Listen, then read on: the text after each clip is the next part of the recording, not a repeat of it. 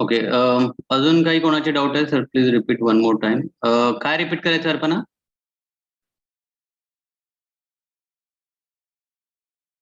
Hello. Sir प्रॉब्लेमचा जो second part आहे ना तो नाही कळला. अच्छा, बरं बरं, ठीक आहे ठीक आहे. ओके.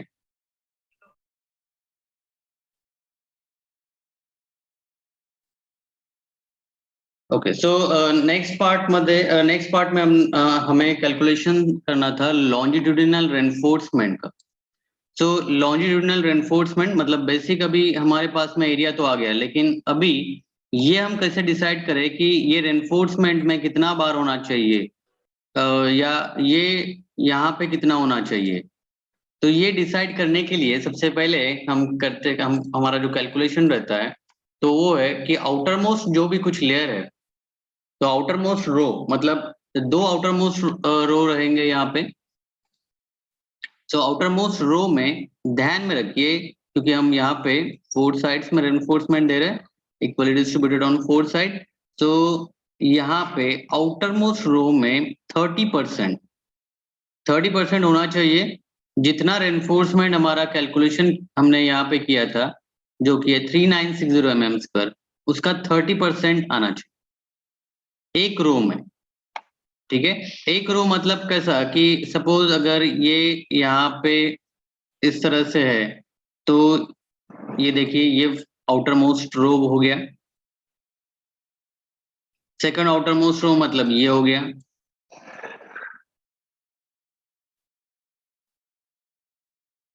तो ये फर्स्ट रो और ये सेकंड रो, बस 2 रो रहते हैं इसके आउटर मोस्ट के. तो फर्स्ट रो में कितना रेनफोर्समेंट आना चाहिए, तो वो है 1118. तो 1118 ये मिनिमम रेनफोर्समेंट होना चाहिए. तो हमने जो डायमीटर ऑफ बार्स है, डायमीटर ऑफ बार्स कितना रहता है वो हमें सबसे पहले पता होना चाहिए। तो उसके हिसाब से हमने क्या कैलकुलेशंस किया कि ये जो 28 mm का बार है, इसके हम दो नंबर्स प्रोवाइड करते हैं। तो दो नंबर्स अगर हम प्रोवाइड करते हैं 28 mm डायमीटर के, वो लगभग आता है 1232 mm स्क्वायर। तो 1232 mm स्क्वायर ये आ गया है, मतलब ये मिनिमम रेनफोर्समेंट से, ओके, ये लगभग ऑलमोस्ट सेम होना चाहिए। तो हम ये 1188, ठीक है, 1188 से ये लगभग 50 mm स्क्वायर ज्यादा है, तो कुछ भी प्रॉब्लम नहीं, हम इसको ले सकते हैं। So basically outer most row में हमने ये 30% ये सबसे पहले हमने कैलकुलेट कर लिया, और ये फर्स्ट रो के लिए है। उसी तरह से अगर हम देखते हैं कि फर्स्ट रो में 28 mm डायमीटर के दो बार्स अगर हमें प्रोवाइड करना है, तो यहाँ पे देखिए ये जो है डिटेलिंग ऑफ द रेनफोर्समेंट, ये मेजर पार्ट है। सो यहाँ पे ये फर्स्ट रो में हमने दो नंबर्स 28 mm डायमीटर के प्रोवाइड कर दिए।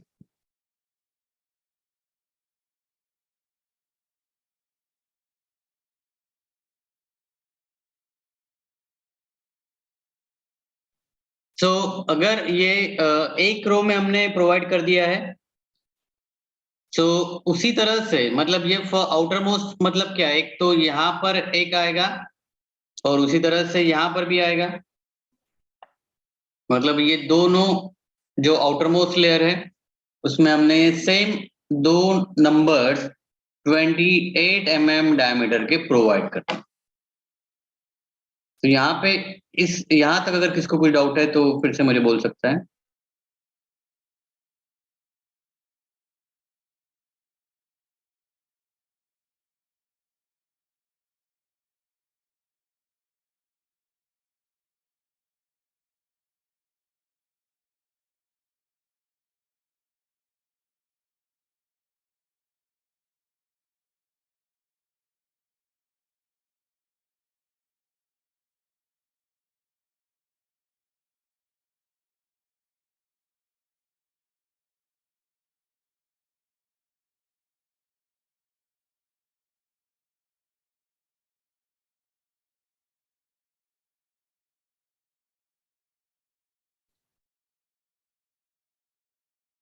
Okay, yes yes, okay. So I hope कि ये समझ में आ गया। आउटर मोस्ट लेयर मतलब आ गया, ये सबसे पहले हमने कर दिया कि 30% वहां पे प्रोवाइड कर दिया, 30% हमने इधर पे प्रोवाइड कर दिया, रिमेनिंग जो 40% रहता है सीधे सीधे ऐसा बोल सकते हैं कि वो इनर मोस्ट में जाता है, क्योंकि आउटर मोस्ट लेयर ये सबसे जो भी कुछ एनफोर्समेंट है और मैक्सिमम रेनफोर्समेंट हम आउटर मोस्ट लेयर में देते हैं और इनर मोस्ट लेयर में उससे कम देते हैं।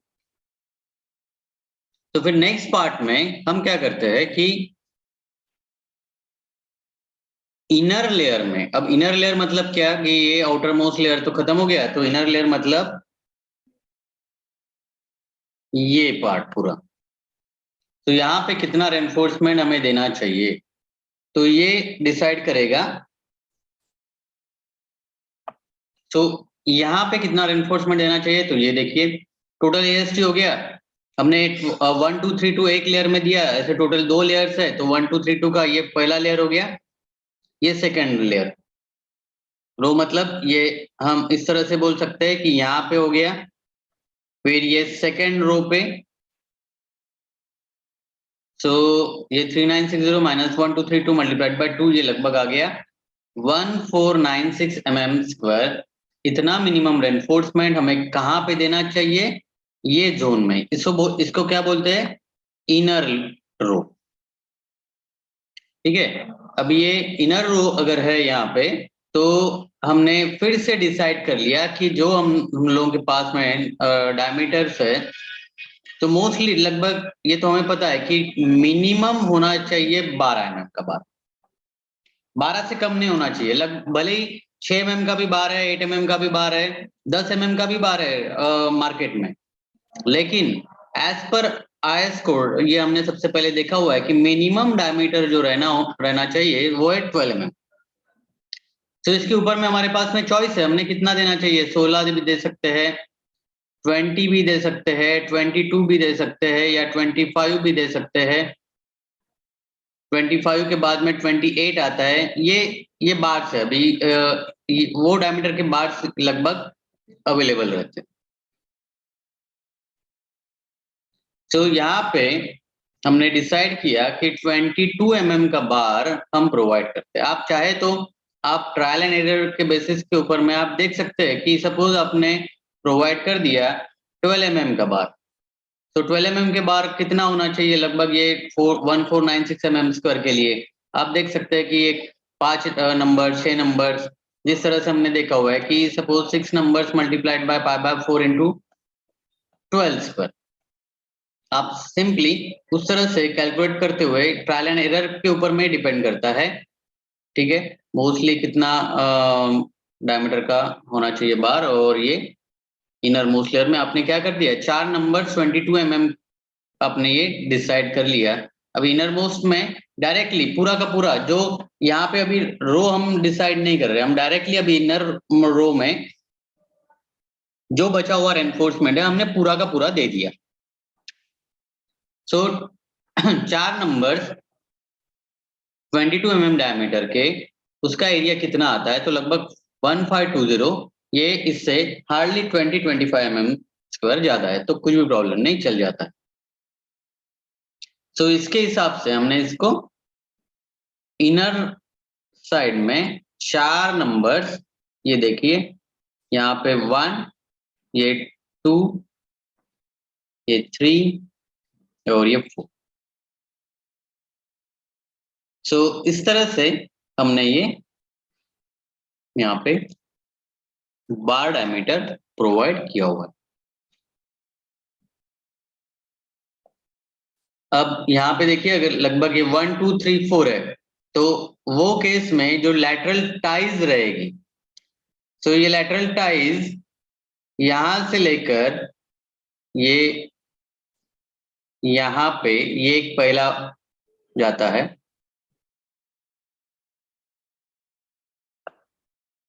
अब नेक्स्ट इसमें यहां से लेकर यहां तक ये इस तरह से, ओके। क्योंकि अभी ये देखिए ये इस साइड में है, तो यहाँ पे ये इस साइड में होना चाहिए,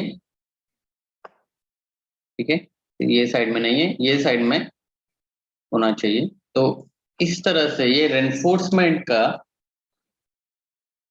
क्राइटेरिया फुलफिल हो जाता है।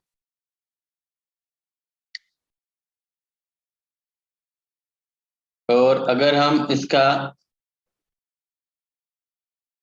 क्रॉस सेक्शनल एलिवेशन देखते हैं, तो क्रॉस सेक्शनल एलिवेशन में देखिए 1 2 3 4, तो लगभग 4 बार हमें दिखाई देते हैं। तो सपोज कॉलम है, तो यहाँ पे एक बार यहाँ पे आ रहा, या आउटर मोस्ट का,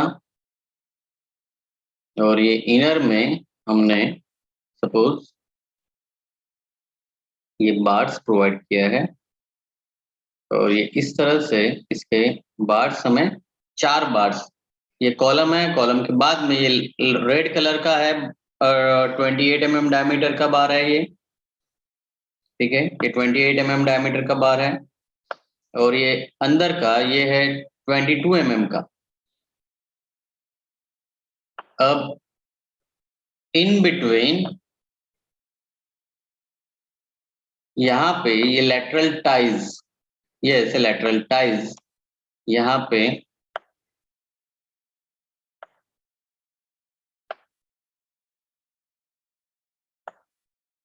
लगभग 8 डायमीटर 200 सेंटर टू सेंटर हमने ये अप्रोक्सीमेटली दिया हुआ है। इसका कैलकुलेशन अभी यहाँ पे हमने लेटरल टाइज का नहीं किया, लेकिन अप्रोक्सीमेटली 8 डायमीटर 200 या 250 हम देते हैं।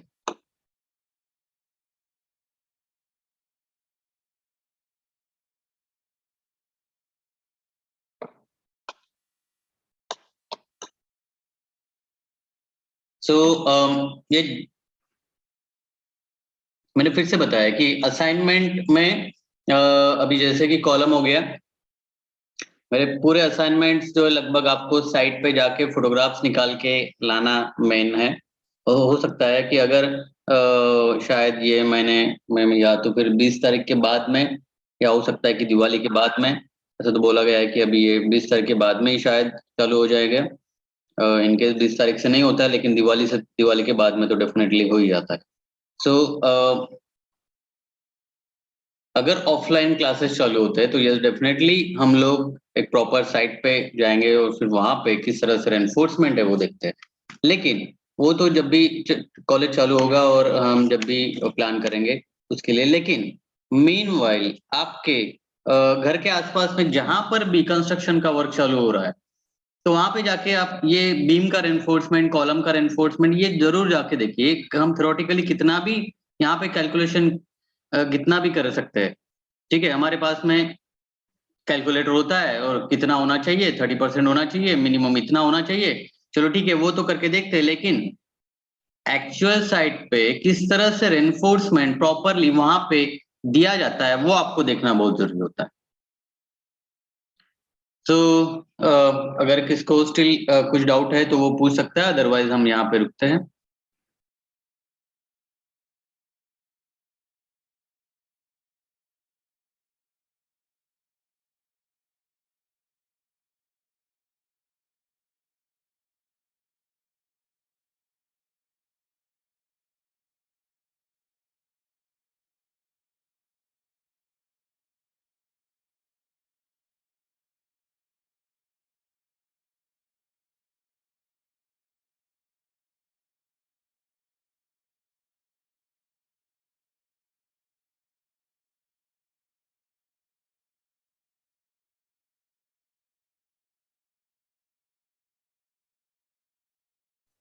किसी को कुछ भी डाउट है तो वो पूछ सकता है।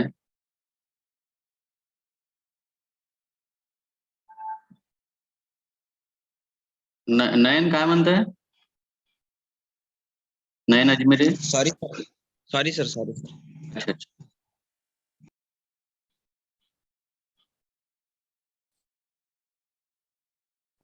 Hello sir. हाँ बोला शुभम। सर एग्जाम ऑफलाईन होणार की ऑनलाईन सर? आता जर समजा कॉलेज मोस्ट प्रोबॅबली ऑफलाईन चालू होण्याचे चान्सेस आहेत। जर ऑफलाईन होत असेल तर मग त्या केसमध्ये एक्झाम पण कदाचित मग ऑफलाईन राहू शकतात। अजून कन्फर्म तरी काही माहित नाही। बट जर ऑफलाईन एक्झाम सॉरी ऑफलाईन जर आपले कॉलेज जर चालू होत असेल तर मग डेफिनेटली एक्झाम सुद्धा ऑनलाईन चालू सॉरी ऑफलाईनच राहतील। बापरे. So अजून कन्फर्म तरी काही दिलेलं नाही।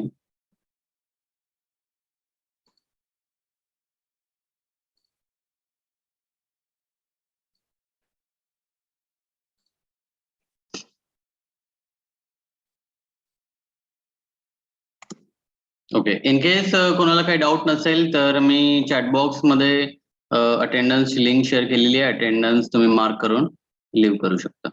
थँक्यू। आणि कोणाला काही डाऊट असेल तर एक तर विचारू शकता, otherwise hello sir. Shivam Manekar बोला।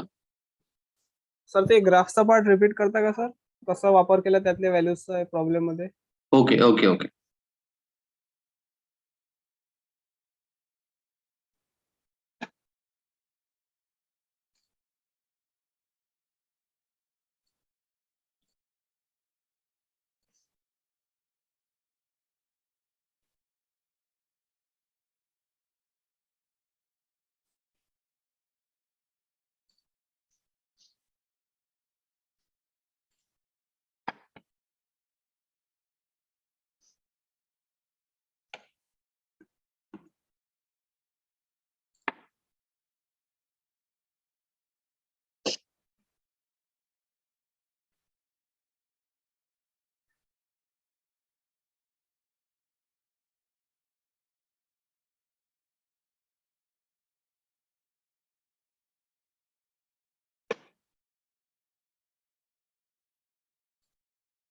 Okay, so chart number 44 आणि यामध्ये जसं आता रेक्टँग्युलर सेक्शन आहे, equally distributed on 4 sides. So हे पॅरामीटर्स आपण बघितले.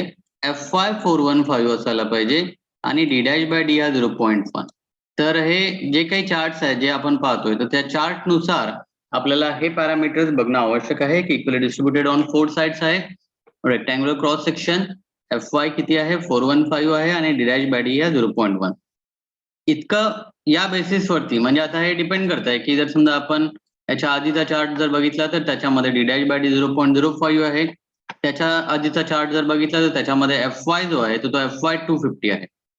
सो आपल्या प्रॉब्लेम मध्ये ऑलरेडी म्हटलेलं आहे FY415. सो FY415 असल्यामुळे चार्ट नंबर 43 पासून आपण चालू करू शकतो. आणि चार्ट नंबर 43 मध्ये d डॅश बाय d हा 0.05 आहे.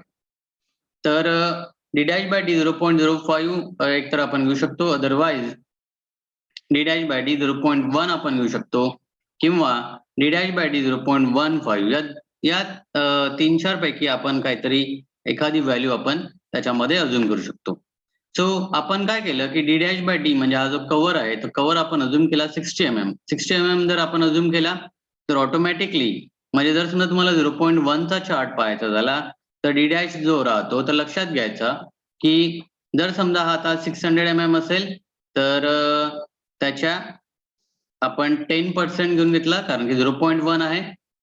जर समजा 0.15 जर असेल तर तुम्ही 15% घेऊन घ्या.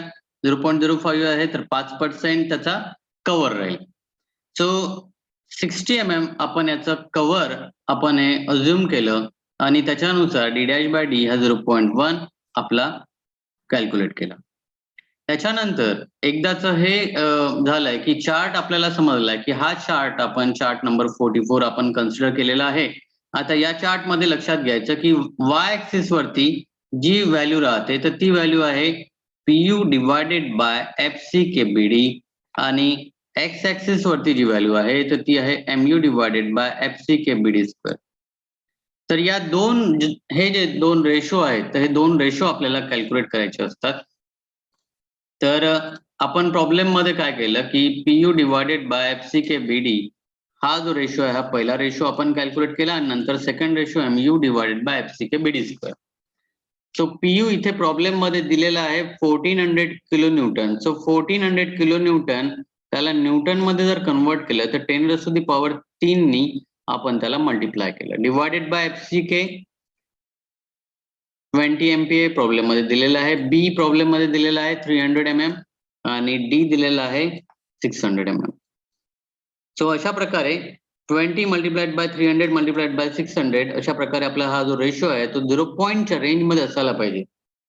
0.1 पासून तो व्हॅरी करेल 1.0 पर्यंत. तसंच MU divided by FCKBD square MU ची जी व्हॅल्यू आहे तर ती आहे 280 किलो न्यूटन मीटर आहे. किलो न्यूटन मीटरला जर आपण न्यूटन MM मध्ये कन्वर्ट केलं तर त्याला मल्टिप्लाय करावं लागेल 10⁻6 नी. मग डिवायडेड बाय FCK 20 B ची व्हॅल्यू आहे 300. आता इथे D स्क्वेअर आहे, पहिले फक्त D होता तर याचा स्क्वेअर आणि हा रेशो ऑलमोस्ट 0.1 पासून तर चालू होतो 0.5 जास्तीत जास्त पर्यंत आपण तो घेऊ शकतो. मग आता हे जर रेशो आपण आपल्याला कॅल्क्युलेशन जर झालेत या रेशोवरून आपण काय करणार की हा 0.389 जवळपास 0.39 पकडू शकतो आणि 0.13 हे दोन रेशो पकडून आपल्याला जायचं आहे या चार्ट मध्ये. आता या चार्ट मध्ये जर आपण बघितलं की इथे PU डिवायडेड बाय FCKBD हा पहिली व्हॅल्यू आपल्याला घ्यायची आहे 0.389.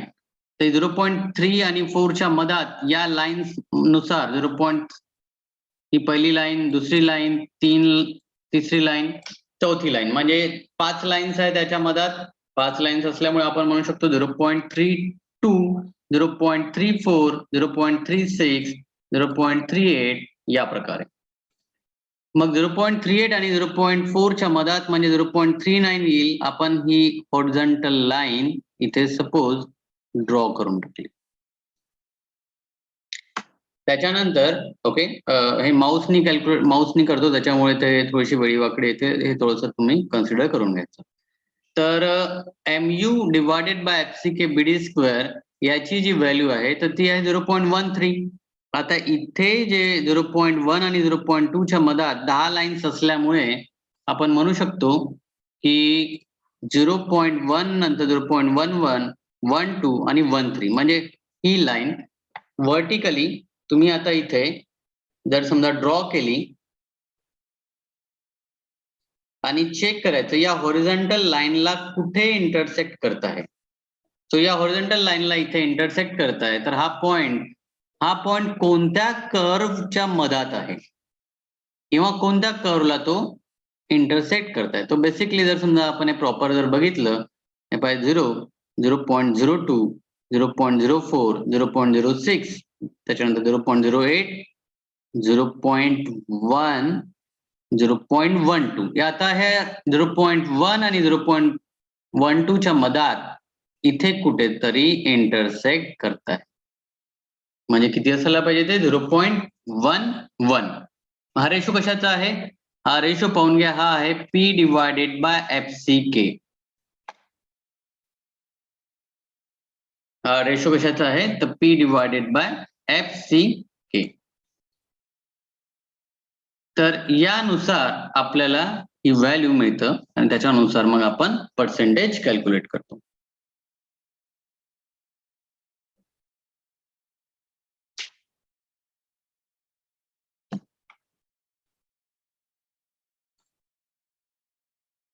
शिवम मानेकर समजलाय? एकदा पुन्हा तुम्ही याचा व्हिडिओ बघून Yes, घ्यायचा. sir. हा आणि व्हिडिओ बघून घ्यायचा आणि स्वतःहून सुद्धा एकदा कॅल्क्युलेट आणि चार्ट बघून त्याचा व्हॅल्यू कॅल्क्युलेट करायचा प्रयत्न करायचा. काही डाऊट असला तर Sir, मग हा- मला विचारून घ्यायचं. सर हा चार्ट अवेलेबल करून देसाल का क्लासरूम वर? गुगल क्लासरूम वरती आहे ऑलरेडी. ठीक आहे. हो. सर हा नयन अजमेरे बोला. सर हा आयएस कोड आपल्याला एक्झाम मध्ये यूज करता येणार का? हा येतो. ठीक आहे सर. म्हणजे सर एक्झाम जेव्हा सुरू असते तेव्हा आपल्याला ते चार्ट वगैरे आपल्या स्वतःचे न्याय लागते का? हा की बरोबर. व्हॅल्यू गिवन राहते? चार्ट स्वतःचे घेऊन जायचे असतात. ओके ठीक आहे सर.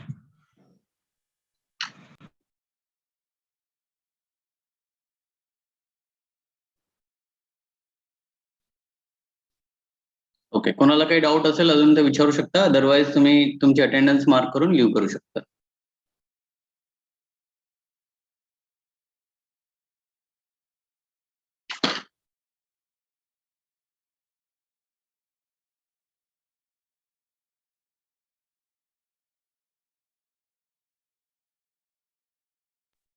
सर हा शिवम बोला.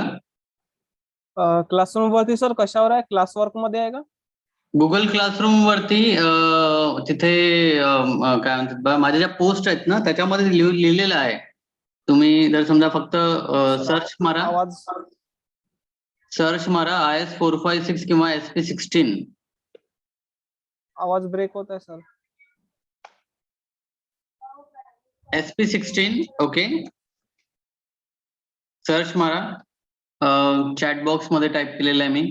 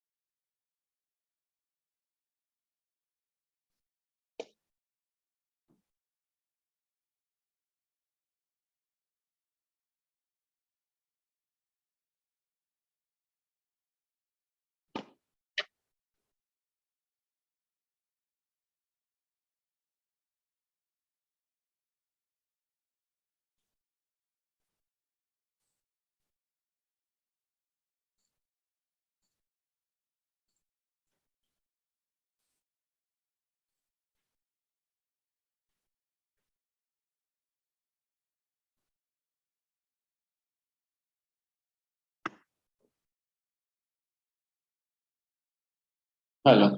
हा बोला.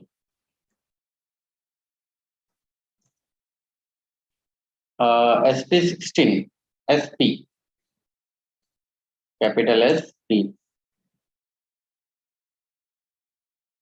सप्टेंबर नाही रे. SP लिहिलेलं आहे त्याच्यावर. Capital S capital P 16.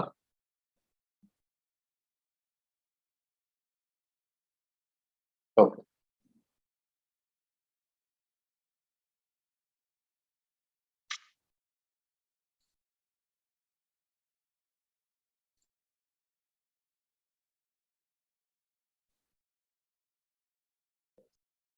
Gayatri attendance mark केलेली आहे गायत्री यादगिरे.